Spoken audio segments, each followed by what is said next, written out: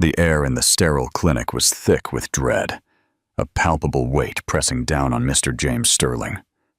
For 6 grueling months, he and his little girl, Lily, had navigated a labyrinth of appointments, tests, and specialists, each visit a tightening knot of fear in his chest. Today, that knot would either unravel or snap, revealing a truth that would change their lives forever. Before we embark on this heartfelt journey, tell us in the comments where you are watching from and be a part of this special moment. If this story touches your heart, please hit that like button and subscribe to our channel for more tales that remind us of what truly matters. The familiar scent of disinfectant hung heavy in the air of the children's clinic, a smell that James Sterling knew intimately. For the past half-year, he and his daughter, Lily, had become constant visitors to doctors and specialists. Lily, 6 years old, sat beside him on the high examination table, her legs swinging, distracted by a coloring book. "Mr. Sterling," Dr. Evelyn Reed's voice cut through the tense silence. "We have the results." James leaned forward, instinctively placing a hand on his daughter's shoulder. Since losing his wife 3 years ago in a sudden accident, he had become overly protective of Lily's health. Every cough, every complaint of a tummy ache or fatigue sent him into high alert. The abdominal pains, the weight loss, the irritability, it all fits, the doctor continued, reviewing the reports. Lily has celiac disease. The world seemed to spin. James had researched the condition for weeks, suspecting this outcome, but hearing the official diagnosis was different. "What exactly does that mean?" he asked, though he already knew. "It means Lily's body can't process gluten, a protein found in wheat, rye, barley, and oats," Dr. Reed explained. "When she eats gluten, her intestines become inflamed, and she can't absorb nutrients properly." Lily looked at her father, sensing the tension in his face. "Daddy, am I sick?" "No, my love." James hugged Lily's brown curls. "You'll be fine. We just need to change some things about what we eat." Dr. Reed smiled at Lily before continuing. "The good news is that celiac disease is completely manageable with diet. By completely removing gluten, Lily can lead a perfectly normal and healthy life." "Completely?" James emphasized. "Yes, completely. Not even crumbs. This means we'll need to rethink her entire diet. From breakfast bread to snacks, sauces, seasonings, even some medications can contain gluten." The weight of responsibility settled on James's shoulders. As a construction executive, he was used to solving complex problems, but cooking was not his strength. Since his wife's death, he and Lily had relied on ready meals and takeout. "I'm prescribing supplements for any nutritional deficiencies," the doctor added, writing on her pad. "And I strongly recommend finding a nutritionist specializing in celiac disease. The learning curve can be steep at first." In the car, driving home, Lily was silent, looking out the window. James watched her, noticing how small and fragile she seemed. "Daddy," she suddenly said, "I won't be able to eat hamburgers anymore." James's heart ached. "We'll find a way to make hamburgers you can eat, okay?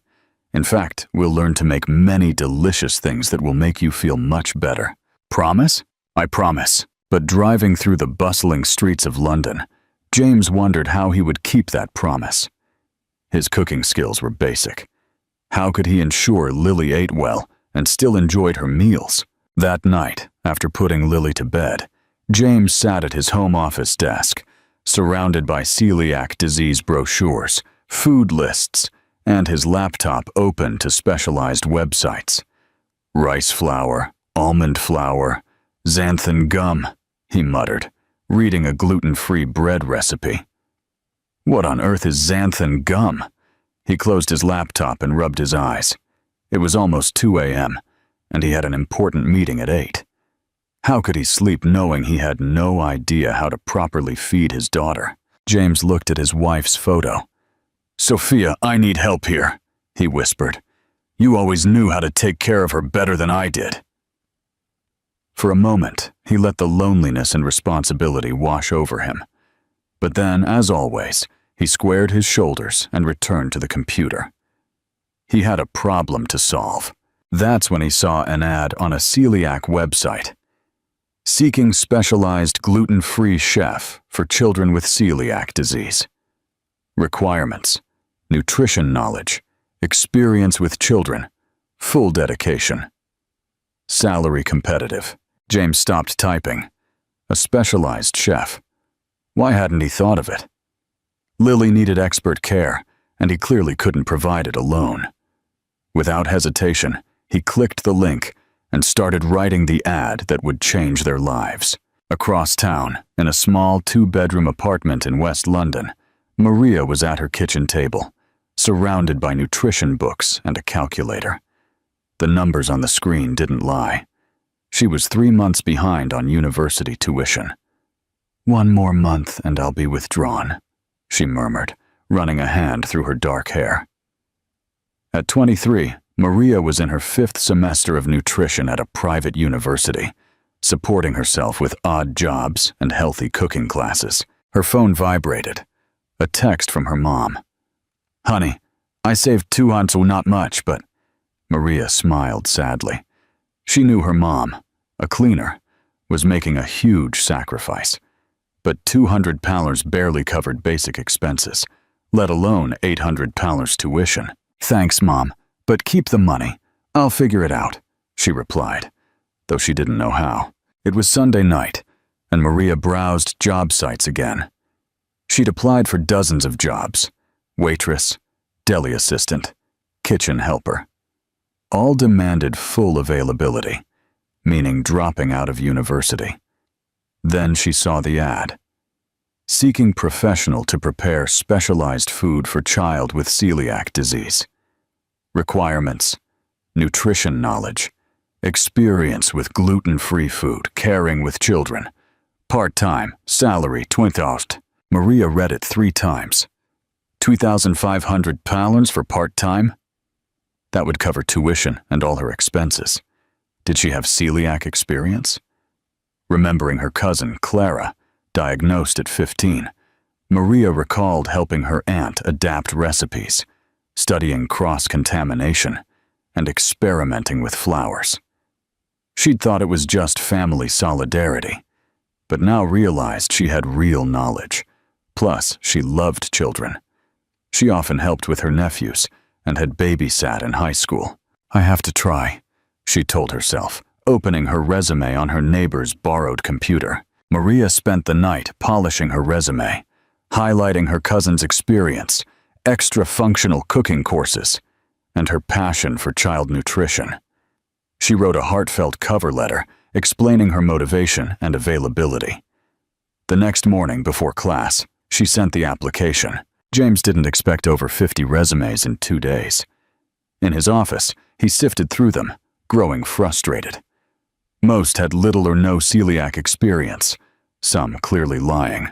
"Mr. Sterling," his secretary Sarah said, appearing at the door. "A few more resumes came in for the chef position. Sarah, please pre-screen them. Discard anyone without proven gluten-free experience." "Understood. But this one came in this morning and caught my eye." She handed him Maria's resume. The girl seems to have real experience and wrote a very human letter. James took the papers. The resume was simple but well-structured. Nutrition student. Some work. Family experience with celiac children. But the letter truly grabbed him. "Mr. Sterling, I know I may not have the professional experience others do, but I have something perhaps more important. I understand the emotional impact celiac disease has on a child and family. With my cousin, I saw how food can bring joy or sadness.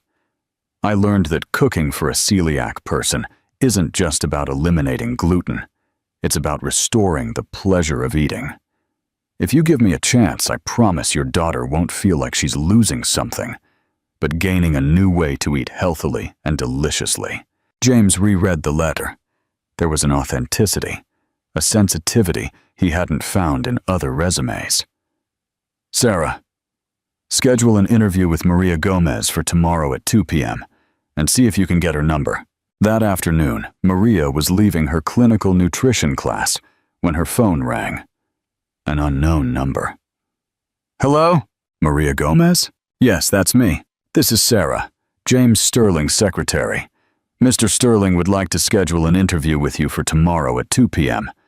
Is that possible? Maria's heart pounded. Of course, yes, it's possible. Where would it be? At his office. I'll send the address via WhatsApp. He asked me to mention he'd like you to bring some menu suggestions for a celiac child. Perfect. Thank you so much. Maria hung up and had to lean against the wall.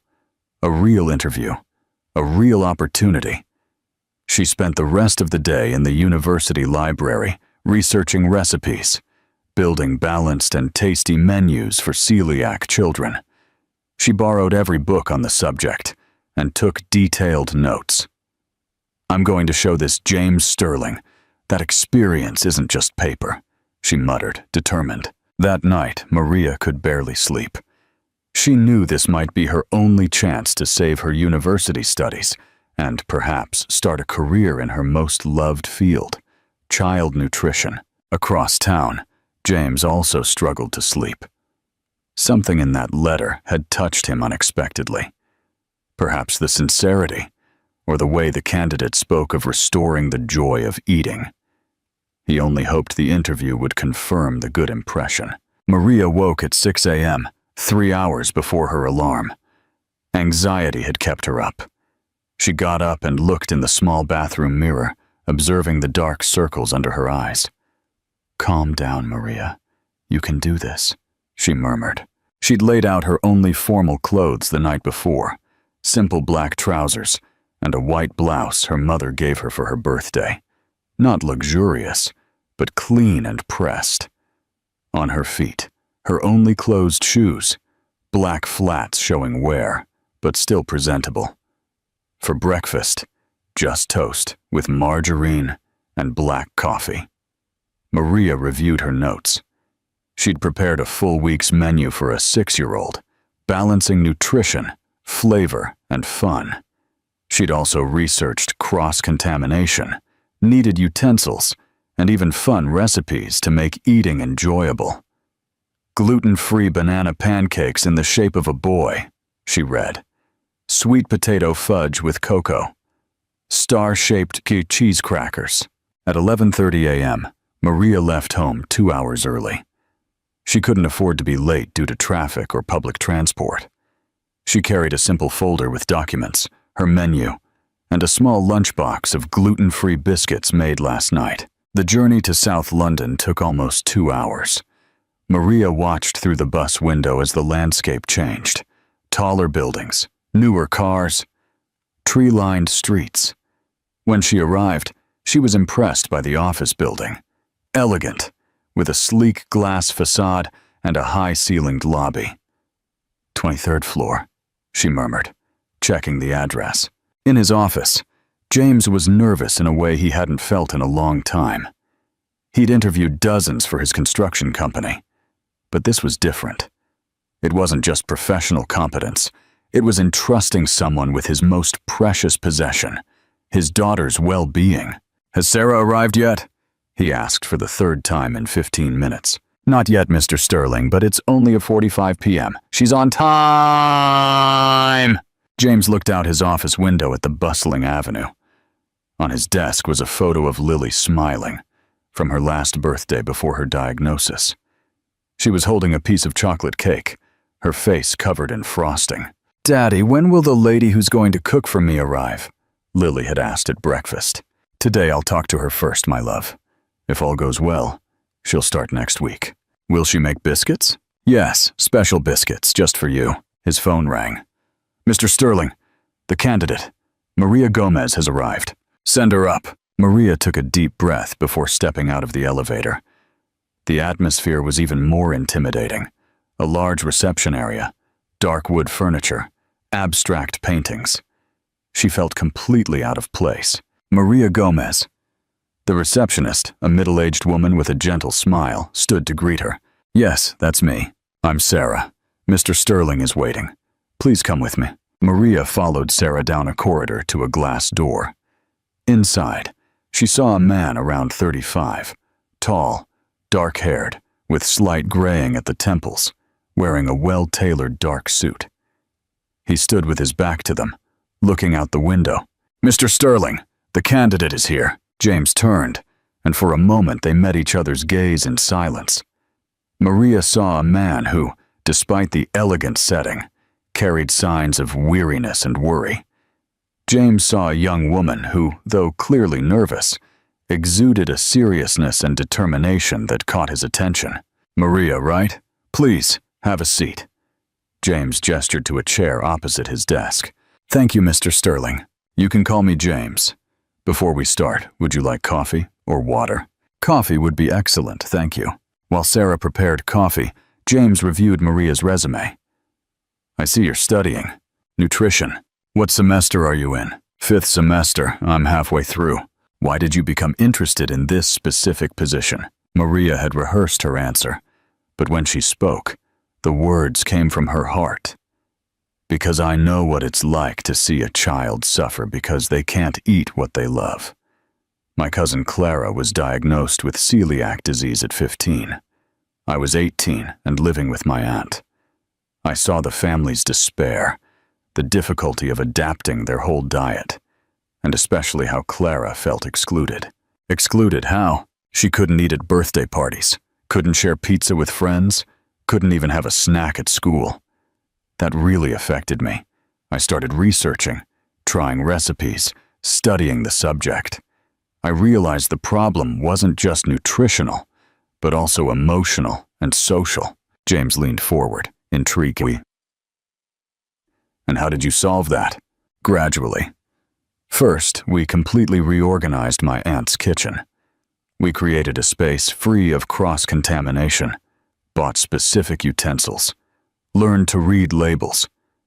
But the most important thing was not to make Clara feel sick or limited." "How?" "We started recreating all the foods she loved. Gluten-free pizza, birthday cake, biscuits for school. It took time, many frustrated attempts, but we succeeded.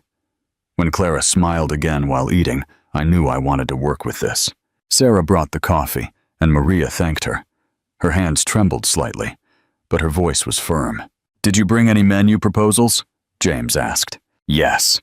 Maria opened her folder and pulled out organized sheets. "I prepared a complete week-long menu. For a 6-year-old, I tried to balance nutrition, flavor, and fun."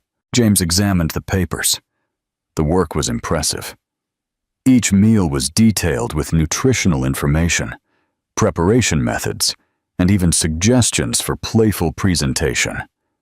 "Banana pancakes in the shape of a boy," he read aloud.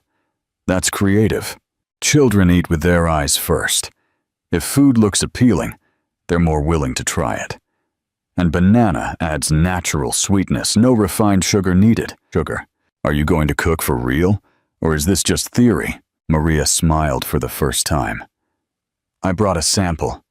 She pulled a small container of star-shaped biscuits from her bag. "Sweet cheese crackers with cocoa, gluten-free, lactose-free, made last night." James took a biscuit and bit into it. The texture was perfect, crispy outside, soft inside. The taste was delicious, without the odd flavor many gluten-free products have. "This is really good," he said, genuinely surprised. "Lily will love it." "Can I meet her?" "Of course. In fact, I was thinking of a practical test. How about you come to the house on Saturday to cook with her? That way you two can get to know each other, and I can see her reaction." Maria's heart pounded.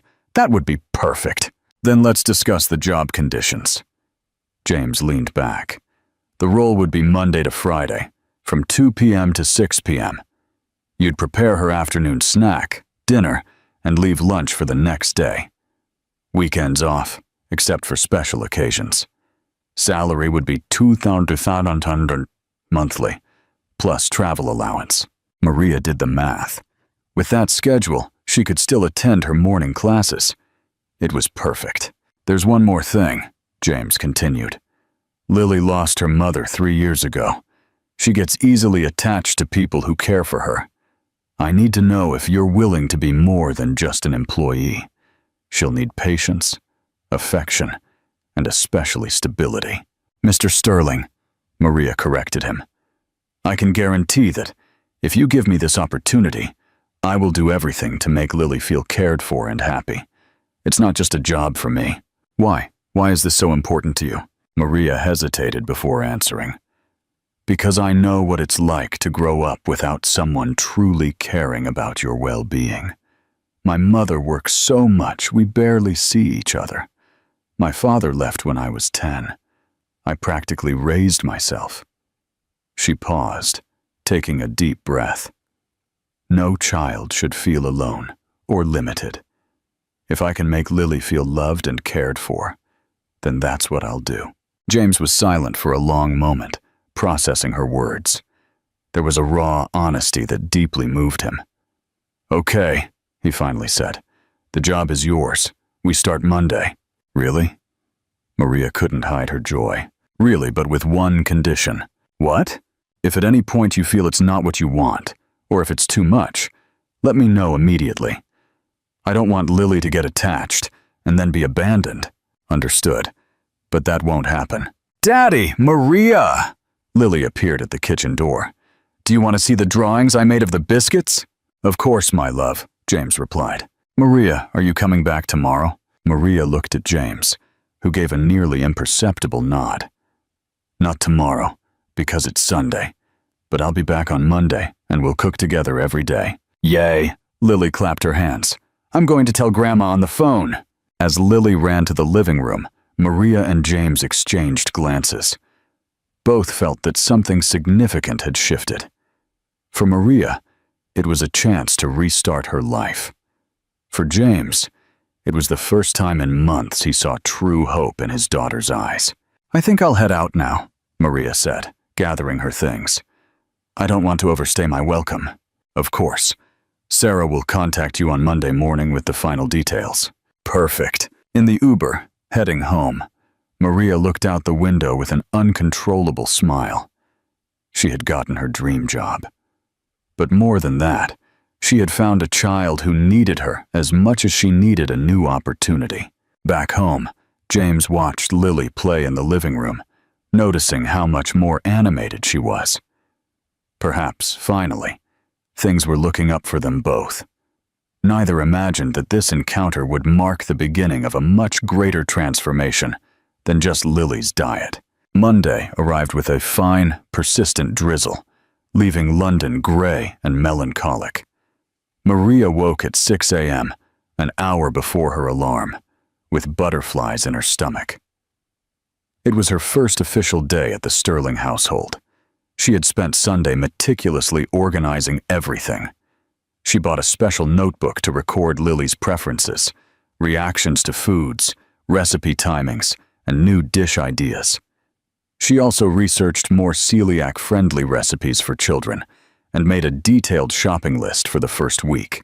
At 1:30 p.m., Maria was at the house door, carrying a backpack with her belongings, her notebook, and a special surprise for Lily, a small, personalized apron with the child's name embroidered in colorful letters. James opened the door, dressed in a dark suit and tie, clearly about to leave.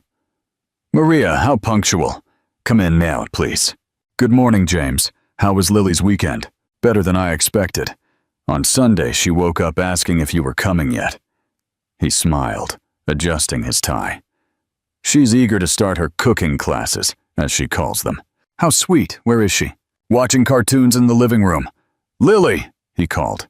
"Maria's here." The sound of running feet echoed, and soon Lily appeared, wearing a yellow dress with a floral print, her hair in 2 small pigtails. "Maria, you came!" The child ran to hug her. "Of course I came. I promised, didn't I?" Maria hugged her back warmly. "And I brought a surprise for you." "What surprise?" Maria pulled the personalized apron from her backpack. "Your official chef's apron!" Lily's eyes widened when she saw her name embroidered. "Is it mine? Just mine?" "Just yours. Now you're officially my head assistant." Lily hugged the apron to her chest, radiant. James watched with an involuntary smile. Well, I'll leave you two to get organized, he said, grabbing his briefcase and keys. Maria, if you need anything, my cell phone is on the fridge. I'll be back around 7 p.m. You can go. We'll have a lot of fun. After James left, Maria knelt before Lily. So, Chef Lily, what are we going to cook today? Can I choose? Of course. But first, how about you show me your kitchen and tell me what your favorite foods were before? The next hour was spent with Maria learning the house routine and Lily's tastes. Lily gave her a full tour, showing her room, filled with plush toys and books. Her father's room. He always forgets to make his bed. And finally, back to the kitchen. Tell me, Maria said, sitting on the counter next to Lily. What were your favorite foods before? Cream-filled biscuits, bread from the bakery, pasta with red sauce, pizza. Lily listed them with a melancholic expression. And the chocolate cake Mommy used to make. Your mommy was a good cook? She was the best cook in the world. Lily's eyes lit up. She used to make a chocolate cake that was this high. She gestured with her hands. And she always said the secret was to put love into the recipe. Maria felt a pang in her chest. She was right. Love is the most important ingredient in any recipe. Do you think she'd be happy if you learned to cook like her? I'm absolutely sure she'd be very proud. And guess what else? We're going to make all those foods you loved, but in a way that won't make your tummy hurt, even the chocolate cake. Especially the chocolate cake. Lily smiled and hugged Maria impulsively. You're just like my mommy. She used to hug me like that too. Maria hugged her back, feeling a wave of emotion and responsibility. That child was clearly craving maternal affection. Maria needed to be careful not to overstep boundaries, but also to give Lily the love she so desperately needed. How about we start by making a special snack for today? Maria suggested. And then we plan dinner? Yes, what are we going to make? Peanut butter and jelly sandwiches, but on gluten-free bread. And for dessert, chia pudding with fruit. Chia pudding? Is that a thing? It is. And it's delicious. Come on, I'll show you. While they prepared the snack, Maria explained each ingredient and its function in Lily's body. The child showed genuine interest, asking intelligent questions and absorbing the information like a sponge. Chia has omega-3, which is good for your brain, Maria explained, while Lily stirred the mixture. That's why you'll get even smarter. Smarter than Daddy? Smarter than everyone. Lily laughed. And Maria realized how easy it was to make that child happy. She just needed attention, affection, and to feel included. During the snack, they talked about Lily's school, her friends, her favorite subjects. Maria discovered that the child loved math because numbers always make sense. And she didn't like physical education much because I get tired too fast. Do you know why you get tired? Maria asked delicately. Because of the disease? Because your tummy was hurting. But now that we're going to take good care of your tummy with good food, you're going to have a lot more energy. Promise? I promise. But you have to help me by eating everything we make together, okay? Okay. At 4 p.m., they started preparing dinner. Grilled chicken with roasted sweet potatoes and a colorful salad. Maria let Lily be responsible for seasoning the chicken and cutting the vegetables with a blunt knife, always supervising closely. Why is sweet potato better than regular potato? Lily asked. It has more vitamins and gives you energy for longer. It's like premium fuel for your body. Like a car? Exactly like a car. You're a Ferrari, so you need the best fuel. Lily laughed loudly. I'm a Ferrari. By 5:30 p.m., they had finished dinner and set the table. The kitchen was a bit messy, and Lily was playing in the living room when they heard the key in the door. Daddy's here! Lily ran to greet him. James entered, carrying his briefcase and looking tired, but his face lit up when he saw his daughter running towards him. Hello, my love. How was your day? It was the best day of my life. Lily hugged him. Maria taught me how to make chia pudding, and I seasoned the chicken all by myself. All by yourself? Well, Maria helped me a little, but I did almost everything. James looked at Maria, who was standing at the kitchen door, smiling. How did she behave? She was perfect, an exemplary assistant. Did she eat well? She ate everything we prepared, and asked if she could have seconds of the pudding. That's a miracle, James murmured, impressed. In recent months, getting Lily to eat anything had become a daily struggle. Daddy, come see the table we set. Lily pulled her father by the hand into the dining room. The table was perfectly set, with folded napkins, aligned glasses, and even some flowers from the garden in an improvised vase. Wow, how elegant. Maria said that eating well starts with your eyes, so everything has to be beautiful. James looked at Maria. You don't have to go to so much trouble. It's not trouble when it's done with pleasure, she replied simply. During dinner, James watched fascinated as Lily ate with appetite and talked animatedly about everything she had learned that afternoon. The child was visibly more cheerful and energetic. Maria, this chicken is delicious, he commented. What seasoning did you use? Actually, Lily seasoned it. I just guided her. Really? James looked at his daughter, surprised. It's true, Daddy. Maria said I have a natural talent for cooking, just like Mommy. James swallowed hard. It was the first time in a long time that Lily had mentioned her mother without becoming sad. Your mother would be very proud, he said softly. Maria thinks so too. After dinner, while Lily took a bath, James and Maria cleaned the kitchen together. They worked in comfortable silence, he drying the dishes she washed. How was it really? James asked. Be honest. It was revealing. Maria chose her words carefully. She's a very intelligent and affectionate child, but I noticed that she's craving affection. What do you mean? She mentions her mother a lot, but in a healthy way. The problem is that she's trying too hard to be a good girl, so she doesn't bother you. James stopped drying a plate. How so? Several times today, she asked me if I thought you'd be proud of her, if she was being a good girl, if she wasn't causing too much trouble. That's not normal for a 6-year-old. James felt like he had been punched in the stomach. I didn't realize that. It's not your fault, Maria hastened to clarify. You clearly love her very much, but I think she feels she needs to take care of your emotions too. What should I do? Show her that it's okay for her to be a child, that she can throw tantrums, she can have bad days, she can ask for cuddles whenever she wants. She doesn't need to be perfect. James remained silent for a long moment, absorbing Maria's words. There was a brutal sincerity in that confession that touched him deeply. You're right, he finally said. Ever since Sophia died, I think I unknowingly transferred too much responsibility onto her. It's understandable. You both went through a terrible loss. How do you know so much about children? You're barely 23. Maria smiled sadly. Like I said, I practically raised myself. I learned to observe adults and understand when they were overwhelmed. Lily is doing the same thing. James studied her for a moment. There was a maturity in Maria that went far beyond her age, but also a vulnerability she tried to hide. Daddy, Maria! Lily appeared in the kitchen in her pajamas, her hair still damp from her bath. Can I ask a question? Of course, my love. Can Maria have dinner with us every day? James and Maria exchanged glances. Why do you want that? James asked. Because it's more fun to eat all together, and because Maria knows many stories about food. Lily.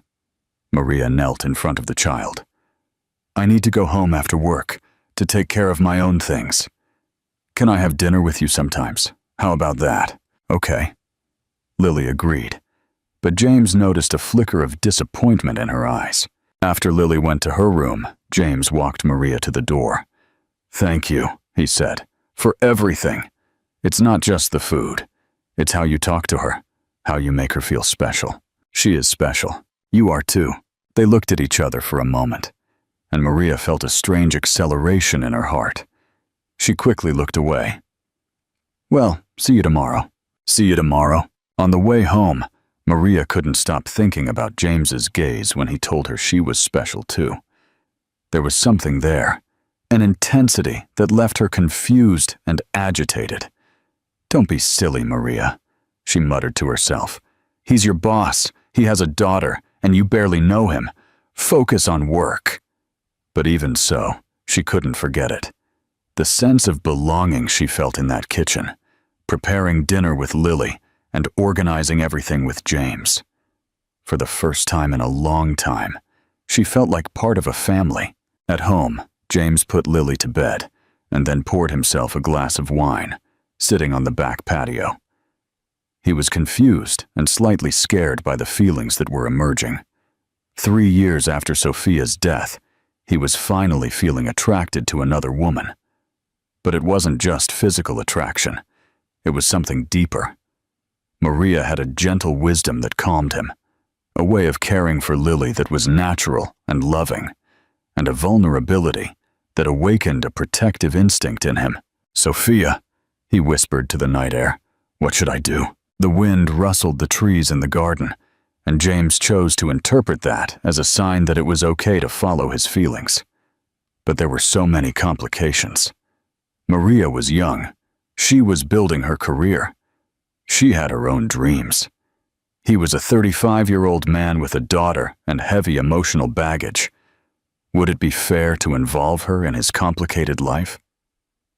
And then there was Lily. His daughter clearly adored Maria. But how would she react if she knew her father was developing romantic feelings for the cook? It would be too much for a 6-year-old to process. James finished his wine and went inside. In the kitchen, there was still the smell of carrot cake and the faint scent of Maria's perfume. The house seemed different when she was there. Warmer, livelier, more like a home. Perhaps it was time to stop fighting what he was feeling and start considering the possibility that he deserved to be happy again. But first, he needed to be sure that any decision he made would be the best for Lily. As he went up to his room, James stopped at the door of his daughter's room. She was sleeping, hugging a teddy bear, a serene smile on her face. In recent months, she had often woken up during the night with nightmares or stomach pains. But ever since Maria started working with them, Lily had been sleeping soundly every night. Perhaps, he thought, Lily's happiness and mine are more connected than I imagined. And with that thought, he finally fell asleep, dreaming of Saturday mornings, making pancakes with 2 women who were rapidly becoming the most important people in his life. Friday arrived, and Maria came to the Sterling's house earlier than usual. It was 1 p.m., and she carried extra bags with special ingredients to prepare the treats Lily would take to the birthday party on Saturday. "Maria!" Lily greeted her at the door, wearing a red dress with white polka dots. "Did you bring everything to make the sweets?" "I did, and some more surprises." Maria smiled, showing one of the bags. "We're going to make gluten-free chocolate fudge, cupcakes, and..." She paused for suspense. "Special fresh coconut candies." "Candies?" Lily clapped her hands. "I love candies." "Where's your dad?" "In the office, talking on the phone. He said he's very nervous about tomorrow's party." Maria frowned. "Why nervous?" "I don't know. He worries when I go to new places." In the kitchen, as they organized the ingredients, Maria explained to Lily how they would prepare each sweet, emphasizing that everything would be safe for her to eat. "The base of the chocolate fudge will be cooked sweet potato instead of traditional condensed milk," she explained, showing the sweet potatoes she had cooked that morning. "It's just as sweet and creamy. And will the other kids at the party like them? They'll love them." Sometimes, healthier food can be even more delicious. James appeared in the kitchen an hour later, visibly tense. He was wearing casual clothes, but Maria noticed the lines of worry on his forehead. "How are the preparations going?" "Very well," Maria replied, observing him carefully. "We've already made the chocolate fudge, and now we're starting the cupcakes. Is everything okay with you?" "I'm fine, just..." He hesitated, looking at Lily, who was concentrated on decorating the chocolate fudge with colorful sprinkles. "Can I talk to you for a minute?" "Of course, Lily. Keep decorating. Let's see how beautiful it's getting." James and Maria went to the utility area where they spoke in low voices. "I'm scared," he admitted. "It's her first party since the diagnosis. What if someone offers her something? What if she feels excluded? What if— James. Maria gently placed a hand on his arm. Breathe. Lily is very well prepared. In the last few weeks, we've talked several times about how to handle social situations. She knows she can only eat what we brought from home, and she knows how to explain her celiac disease to her friends. But she's just a 6-year-old, a very intelligent and well-guided 6-year-old, and you'll be with her, right? I will. But I don't understand anything about food. If any questions come up, any situations— Maria studied him for a moment.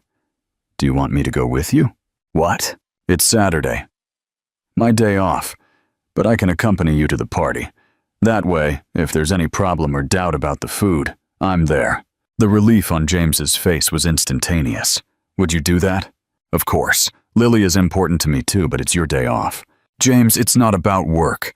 It's about caring for the people who— She paused, realizing she was about to say something very revealing. For the people who have become important to me. He looked at her intensely. Maria! Daddy! Maria! Lily appeared at the door. Come see, they're beautiful! The moment broke, but the emotional tension remained in the air as they returned to the kitchen to admire the perfectly decorated chocolate fudges. On Saturday, at 2:30 p.m., the three were in the car on their way to the party. Lily was in the back seat, bright in her yellow party dress, clutching a small basket with the sweets she had helped make. James drove, visibly nervous, and Maria was in the passenger seat carrying a thermal bag with Lily's main snacks. Remember what we talked about, dear? Maria turned to speak to Lily. I remember. Only eat the things we brought from home. If someone offers me something, I say thank you, but I can't eat it because I have celiac disease. Perfect. And if you have any doubts, I'll look for you or Daddy to support you. Exactly. The party was at a children's play center, colorful and lively. When they arrived, many children were already playing, and Lily immediately spotted some school friends. Can I go play? She asked anxiously. You can, yes, but remember what we talked about, James said, still visibly tense. Lily ran to join the other children, and James and Maria headed for the parents' area. Maria discreetly organized Lily's snacks on a separate table, labeling everything clearly. Relax, Maria murmured to James. She's fine. Sorry, I know I'm being paranoid. It's just that you're a father who loves his daughter and wants to protect her. That's normal. During the first hour, everything went perfectly. Lily played with her friends, ate the sweets she had brought, and seemed genuinely happy. Other children tried the gluten-free chocolate fudge and praised the taste. See, everything's going well, Maria commented, watching Lily play in the ball pit. James finally began to relax. You're right, I was overreacting. It was then that the birthday boy's mother, a well-meaning woman named Helen, approached them. Excuse me for interrupting, but you're Lily's parents, right? Yes, James replied. Is there a problem? No, no problem. It's just that she's such a polite child. When we offered her cake, she correctly explained about her condition and said she had brought special sweets, but some moms commented that it was a shame she couldn't eat the birthday cake. Emily, Peter's mom, said she had a sugar-free cake at home and that they were going to get it so Lily could participate in the happy birthday time with the other children. Maria's blood ran cold. Where is Lily now? At the table eating the cake Emily brought. She was so happy. Maria and James exchanged a look and ran to the table. Lily was sitting with other children, a half-eaten slice of cake on her plate, her face beaming with joy. Maria, Daddy, look! Auntie Emily brought a special cake for me. Maria took the plate and smelled the cake. It was clearly made with regular wheat flour. Lily, how many slices have you eaten? Almost a whole one. It was so yummy. Just like regular cake. James turned pale. Maria, what do we do? We need to leave now. But why? Lily asked, confused. Did I do something wrong? No, dear, you didn't do anything wrong, Maria said in a calm but firm voice. We just need to go home. But the party's not over. Lily, James knelt in front of his daughter. The cake you ate wasn't gluten-free. We need to take care of you now." Lily's face quickly changed from joy to fear. "Am I going to be sick?" "We don't know yet, my love. But let's go home so we can watch you." During the ride home, Lily remained silent in the back seat. Maria constantly monitored how she was feeling, while James drove with tense hands on the steering wheel. "How are you feeling, Lily?" Maria asked for the third time. "Normal, I think." But 20 minutes after arriving home, Lily began to complain of stomach pain. In less than 10 minutes, she was vomiting violently. "James, we need to take her to the hospital," Maria said, holding Lily's hair as she vomited again. "Is it that bad?" Given the amount of gluten she ingested, and considering she's been on a restricted diet for weeks, the reaction could be severe. In the car, on the way to the emergency room, Lily was pale and lethargic. Maria was in the back seat with her, holding her hand and trying to keep her hydrated with small sips of water.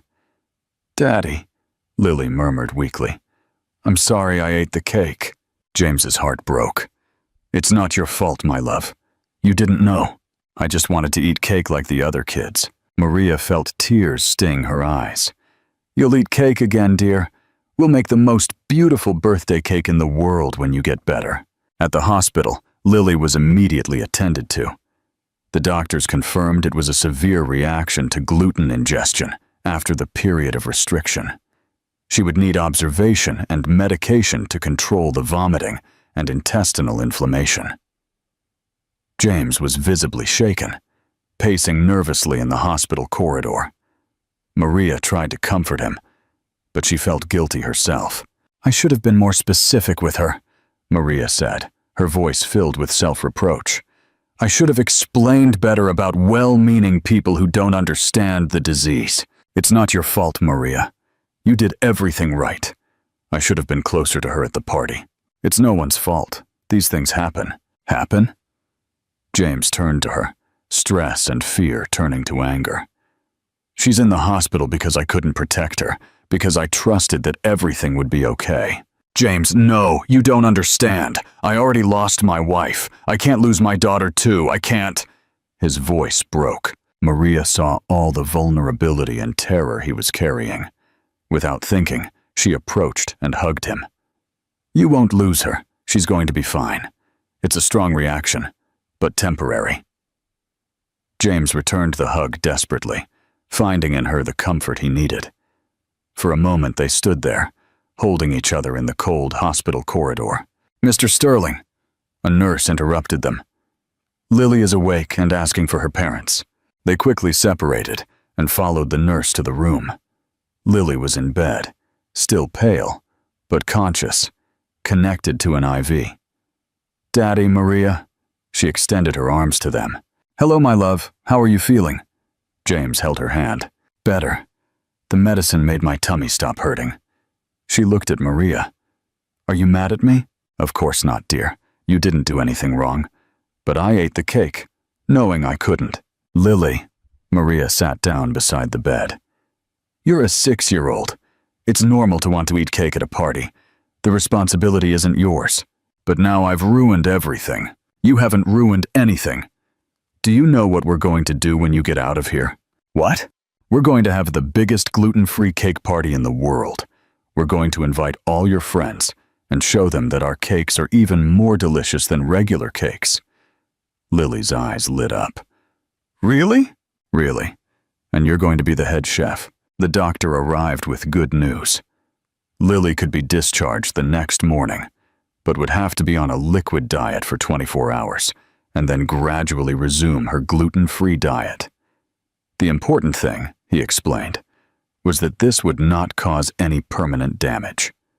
With care, she would return to normal in a few days. That night, James insisted that Maria go home to rest, but she refused. "I'm not going to leave you two alone. Maria, you've done too much. It's not your obligation." "It's not about obligation," she interrupted him. "It's about choice, and I choose to stay." They spent the night taking turns staying awake, monitoring Lily. During the silent hours of the morning, while the child slept, James and Maria talked more deeply than ever before.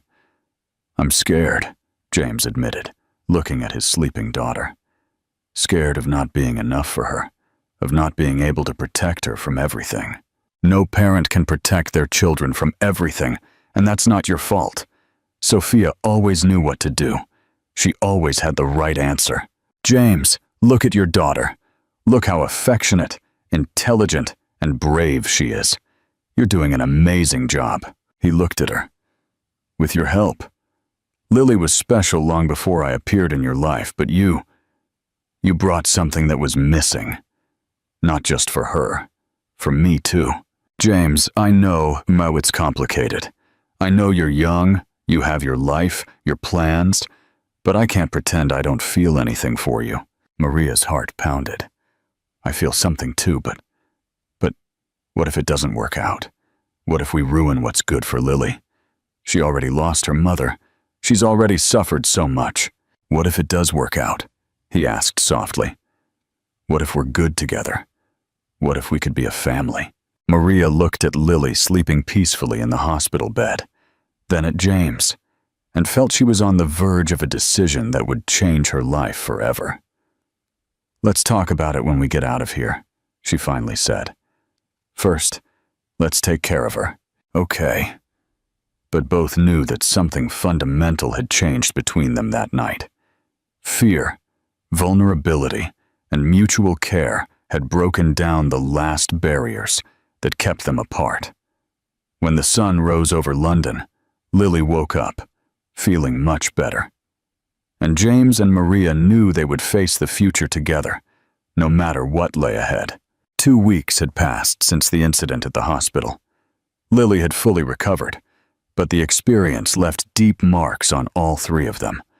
The child was more cautious with food, James more protective, and Maria more determined to create an absolutely safe environment for the child. It was a sunny Thursday when Maria arrived at the Sterling's house carrying mysterious bags and a mischievous smile. Lily, who was playing in the garden, ran to greet her. Maria, what did you bring? Surprises for our special party tomorrow. What party? Lily frowned, confused. The party for the most delicious gluten-free cake in the world that we promised to make. Did you hear that? Lily's eyes lit up. Really? We're going to make it? Of course. Invite all your friends from school. We'll show them that our cakes are the best in town.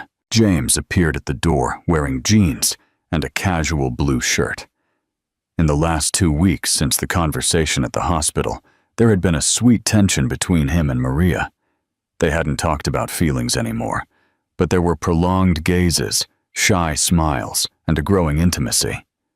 What conspiracy is this? He asked, smiling. Daddy, we're having a party tomorrow, Lily burst out excitedly.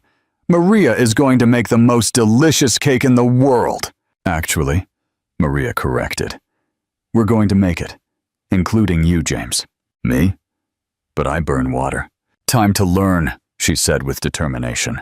A family that cooks together stays together. The word family hung in the air for a moment.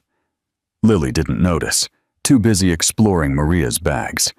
But James and Maria exchanged a meaningful glance. That afternoon, the three worked together in the kitchen, preparing not just one, but 3 different cakes. Chocolate, strawberry, and carrot. All gluten-free. Maria had brought special molds and colorful decorations to make everything more festive. James, you're beating the egg whites too slowly, Maria said, approaching him to adjust his technique. Let me show you. She placed her hands over his on the whisk, guiding his movement. The physical proximity made both of them acutely aware of the touch, of each other's breathing, of their mingled scents. Like this? He asked. I was slightly hoarse. Perfect, she murmured, but didn't immediately pull away. Are you two making egg whites or falling in love? Lily asked innocently, causing embarrassed laughter from the 2 adults. Making egg whites, of course, Maria said quickly, stepping back. Too bad, Lily commented casually, returning to decorating the chocolate fudge. It would be cool if you two fell in love. James and Maria were speechless for a moment. Why do you think that, my love? James asked carefully. Because Maria takes care of us, like she's family, and you look happier when she's here, and I'd like to have a mom again. The silence that followed was charged with emotion. Maria felt her eyes well up, and James had to lean against the counter. Lily! Maria knelt in front of the child. You know your mom will always be your mom, right? No one can replace her. I know, but there can be two moms, right? The one in your heart and the real one. The simplicity and wisdom of the child deeply touched both adults. There can, dear, James replied, his voice thick with emotion. Yes, there can. On Friday, the house was transformed for the party. Maria had arrived early and decorated everything with colorful balloons, festive streamers, and a special table just for the gluten-free cupcakes and sweets. James had taken the day off to help. At 3 p.m., the children began to arrive. 5 of Lily's friends from school, accompanied by their curious mothers. Maria had prepared a true feast. Cakes, cupcakes, chocolate fudge, candies, creative sandwiches, natural juices, and even a savory cake made with gluten-free ingredients. Can Lily eat all of this? One of the mothers asked, impressed. Everything, Maria confirmed. And you'll love it too. Try some. The children had a blast, and the mothers were surprised by the delicious taste of the gluten-free foods. Several asked for recipes, and some commented that they didn't even notice the difference. Lily, said Daisy, one of her friends, your food is much more delicious than the food at my party. Lily's face glowed with pride. It's because Maria cooks with love. During the party, James watched Maria interacting with the children, organizing games, and ensuring everyone felt included. She was a natural with children, patient and affectionate, but also fun and energetic. Your girlfriend is amazing, commented Helen, one of the mothers. Lily is lucky. She's not... James began to deny it automatically, but stopped. Thank you, he said simply. When the children left late in the afternoon, the house was messy but filled with joy. Lily was radiant, talking non-stop about how perfect the party had been. Thank you, Maria. Thank you, Daddy. It was the best party of my life. Better than the gluten party? Maria teased. Much better. Because it was made by people who love me. That night, after Lily went to bed, James and Maria cleaned the kitchen together. There was a sense of completeness in the air, as if everything was finally in its rightful place. It was a perfect day, James commented, drying the dishes. It really was. Lily was so happy. Maria. He stopped what he was doing and turned to her. I need to tell you something. What? I can't pretend you're just an employee here. I can't pretend I'm not falling in love with you. Maria's heart pounded. James! I know. It's complicated. I know it could go wrong. But I also know that for the first time in 3 years, I wake up eager to come home. I know that when you're here, everything makes sense. I know Lily loves you, and I know I love you too. You love me? She asked, her voice barely a whisper. I love you, and I know you feel something from me too. Maria closed her eyes for a moment, wrestling with her fears and insecurities. When she opened them, there was determination there. I love you too, James. I love you, and I love Lily. You two have become my family. Then why are we so anxious? Because we're scared. Scared of hurting Lily. Scared it won't work out. Scared of... She paused, taking a deep breath. Scared that it's too good to be true. James approached her, taking her hands. What if it is true? What if we really are good together? What if we are? Then we'll build a family, not a replacement family, but a new family. You, Ma'am. And Sophia, what about her memory? Sophia will always be a part of our story. She's Lily's mother, and that connection is eternal. But that doesn't mean we can't create something new and beautiful. Maria looked at him for a long time, seeing in him not only the man she had fallen in love with, but the devoted father, the widower who had learned to love again, the man who was willing to open his heart to a new opportunity for happiness. "Okay," she finally said. "Let's try." "Really?" "Really. But let's go slowly, always keeping Lily in mind." James smiled, and for the first time he kissed Maria. It was a soft kiss, full of promise and hope. The next day, Sunday, they decided to talk to Lily. The child was playing in the garden when they sat down beside her on the grass. "Lily, we want to talk to you about something important," James began. "Am I in trouble?" she asked, worried. Worried. "No, you're not. It's about Maria and me." "Are you two going to fall in love?" she asked hopefully. Maria laughed. "How did you know? You two look at each other and smile when you think I'm not looking. And yesterday, you were kissing in the kitchen. You saw that?" James turned red. "Yes, I saw it, and I thought it was very pretty." "How do you feel about that, dear?" Maria asked. "If your father and I fall in love, many things will change." "What kind of things?" "Well, maybe I'll spend more time here. Maybe I'll even come to live with you someday. Would you be comfortable with that?" Lily thought for a moment with the seriousness that only children can possess. "Will Maria still be my cooking friend?" "Of course." "And will you still take care of my food?" "Always." "And will you still give me hugs when I'm sad?" "Always," James replied. "You're our child, no matter what happens." Lily smiled. "Then I want you two to fall in love, and I want Maria to live here, and I want us to be a family." "Are you sure?" Maria asked. "I am. But can I ask something?" "Of course." "Can we make a cake to celebrate?" The three of them laughed, and in that moment, everything perfectly aligned. 6 months later, the kitchen of the Sterling's house was a hive of activity on a bustling Sunday morning. Maria, now officially living in the house, was teaching Lily to make gluten-free cheese bread, while James tried, with questionable success, not to burn the pancakes. "Daddy, you're letting them burn again," Lily warned, giggling. I know, I'm still learning." "Maria, when are you two going to get married?" Lily asked casually, as if it were the most natural question in the world. James almost dropped the pancake. Maria blushed, but smiled. "Why do you want to know?" "Because I want to be the flower girl, and because I want you to officially be my heart mom." James and Maria looked at each other over Lily's head.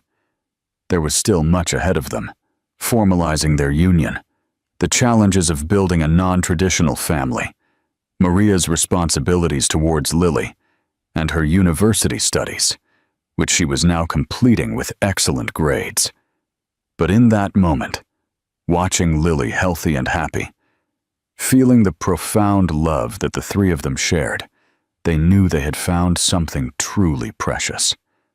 A new recipe for love and for family. "I think we need to talk about that," James said, smiling at Maria. "I think so too," she agreed. "Yay!" Lily clapped her hands, scattering flour everywhere. "Can I help plan everything? And can I choose the menu?" "The whole wedding? All gluten-free, of course." "Of course, my love," Maria said, hugging the child. "You're our official menu specialist." And so, in the kitchen that had become the beating heart of that home, amidst laughter, scattered flour, and the comforting aroma of slightly burnt pancakes, a new family continued to grow and strengthen, one recipe at a time. The love they had discovered, much like good food, was made of simple ingredients: care, patience, time, and most importantly, an abundance of affection. And when these ingredients were mixed with the right people, the result was always extraordinary. This story beautifully illustrates that true love often emerges from the most unexpected places, defying societal expectations and challenging our preconceived notions of happiness. It teaches us that compassion, patience, and a willingness to embrace vulnerability are the most potent ingredients in building a truly meaningful life.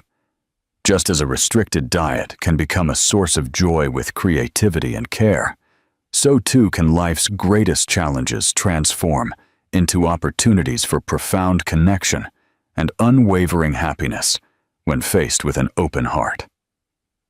The most precious recipe for a fulfilling life isn't found in wealth or status, but in the unwavering commitment to nurture, protect, and love those who become our unexpected family, making every shared moment a priceless ingredient in the grand feast of life. Your interactions are incredibly important to us.